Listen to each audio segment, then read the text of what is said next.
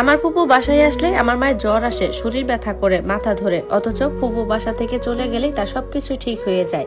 ফুপু কতদিন না খেয়ে চলে যায়। ফুপু দাদিকে দেখতে আসলে আমাদের দুই ভাই বোনের জন্য অনেক কিছু নিয়ে আসে, অথচ মা তার সাথে ভালো করে কথাও বলে না।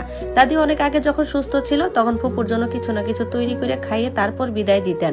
বাবা বাসায় থাকলে মাকে রান্না করতে বললে সে বলে আমার শরীর ব্যথা করতেছে, আরেকদিন বলে আমার মাথা ধরেছে, দাঁড়িয়ে থাকতে পারতেছি না। অথচ আমার খালারা আসলে মা একদমই পাগল হয়ে যান, বাবাকে সকাল থেকে তাগদা দেন বাজার করার জন্য, খাসির মাংস, রুই মাছ এগুলো আনার জন্য। তখন তার জ্বরও আসে না, মাথা ব্যথাও ধরে না। মা খালারা আলাপ শুরু করে দেন, মামারা নাকি আমার নানিকে দেখে না, ভাত দিতে চায় না, মামারা বইয়ের গোলাম হয়ে গেছে, খালি বইয়ের কথা শুনে। অথচ আমার দাদির সেবা তিনি করেন না। ফুপু একজন মহিলা রেখে দিয়েছেন, সেই তার কাপড় চোপড় ধোয়া এবং তার রুম পরিষ্কার করে দেয়।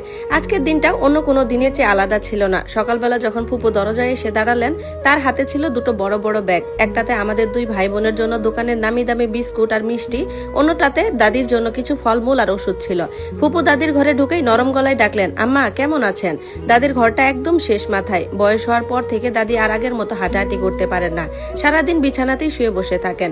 ফুপুর গলা শুনে দাদির ম্লান মুখে একটুখানি হাসি ফুটে উঠল। দাদি হাত বাড়িয়ে ফুপুকে কাছে ডাকলেন, কিন্তু মায়ের কোনো সারা শব্দ পাওয়া গেল না। আমি আমার ছোট বোন দৌড়ে গিয়ে ফুপুর হাতের ব্যাগ দুটো নিলাম। ফুপু আমাদের মাথায় হাত বুলিয়ে আদর করে দিলেন। পাশ থেকে কিছু টাকা বের করে আমাদের হাতে দিয়ে বললেন, তোরা যা, এগুলো দিয়ে যা ইচ্ছা কিনে খাস। ফুপু আসার ঠিক 10 মিনিটের মাথায় মায়ের শারীরিক অবস্থার অবনতি শুরু হলো। মা ধীর পায়ে রান্নাঘর থেকে বের হয়ে নিজের শুবার ঘরে গিয়ে সোজা শুয়ে পড়লেন।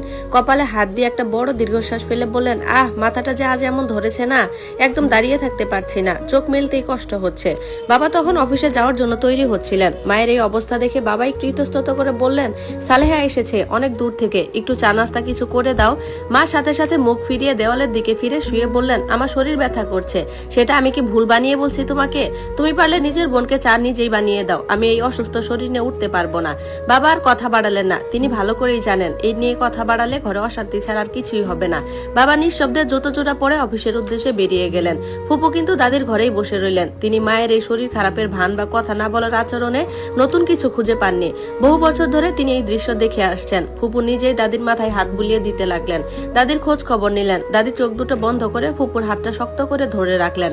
দাদির চোখের কোণ দিয়ে গড়িয়ে পড়া জল ফুপু নিজের আঁচল দিয়ে মুছে দিলেন। দাদি যখন ভালো ছিল তখন ফুপু বাড়িতে এলে আনন্দে সীমা থাকতো না। দাদি নিজে রান্নাঘরে ঢুকে পিঠে পুলি বানাতেন, ফুপুর পছন্দের তরকারি রান্না করতেন। আজ দাদি অসুস্থ, চলাফেরা করতে পারে না, তাই ফুপুকে খালি পেটেই বসে থাকতে হয়। দুপুর গড়িয়ে গেল, ফুপু একবারের জন্য মায়ের কাছে খাবারের কথা বলতে গেলেন না। তিনি জানেন বলতে গেলেই মা আরো জোরে জোরে মাথা চেপে ধরে শুয়ে থাকবেন। দুপুর 2টো নাগাদ ফুপু উঠে দাঁড়ালেন। দাদির কপালে একটা চুমু দিয়ে বলেন, আম্মা আজ আসি, আবার আসবো। দাদি কিছু বললেন না, শুধু ফুপুর দিকে এক দৃষ্টিতে তাকিয়ে রইলেন। ফুপু আমাদের দুই ভাই বোনকে ডেকে বললেন, দাদিকে খেয়াল রাখিস কেমন? এই বলে ফুপু না খেয়ে আমাদের বাসা থেকে বের হয়ে গেলেন। ফুপু দরজা পার হয়ে নিচে নামার ঠিক 5 মিনিটের মধ্যে মায়ের ঘরের দরজা খুলে গেল। মা স্বাভাবিক পায়ে হেঁটে হেঁটে বের হয়ে সোজা রান্নাঘরে গেলেন। তার না মাথা ব্যথা ছিল, তার না জ্বর ছিল।